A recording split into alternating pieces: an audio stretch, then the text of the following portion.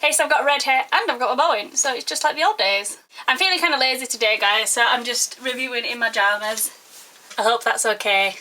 If it's not, it doesn't really matter to you, does it really? So The Graduate. I honestly don't know how I feel about this film. Like, I definitely don't dislike it, but I definitely don't love it at the same time. And it kind of amuses me, but at the same time it kind of just doesn't interest me at all.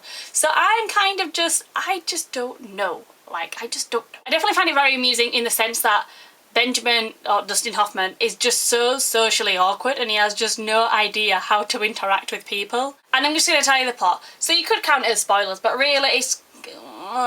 you're not like, oh my god, what's happened? So it's not going to ruin too much for you, really. So Benjamin, or Dustin Hoffman, is this guy that's recently graduated college and he's having a party and one of his parents' friends asked him to take her a lift home. So he gives her a lift home, she tries to seduce him, he says no, then later he's like, oh actually, I would like sex. So they go to this hotel and they have sex. An example of how socially awkward he is, he just stands there and he goes, and she goes, Benjamin, I'm going to get undressed now. Oh, do you want me to just stand here, or... I don't know what you want me to do. You can watch me. You are so obviously a virgin. Yeah, do you want me to just stand here, or do you want me to... Yeah, she wants you to go make her some macaroons while she's getting undressed. And then this goes on for a couple of months. And then he goes like, oh, this is kind of wrong. And she goes, do you find me repulsive? And he goes, no, I think you are the most attractive out of all my parents' friends. So smooth.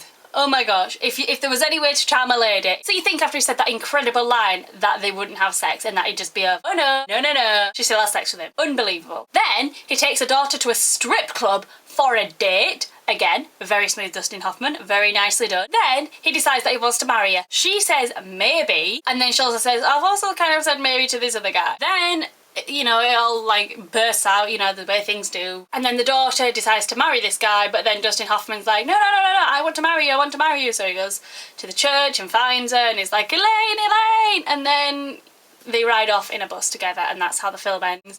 I just don't... What? And like, it's entertaining because he's so socially awkward and he has no idea what to do in these situations and he's managed to get himself in the most fucked up situation ever.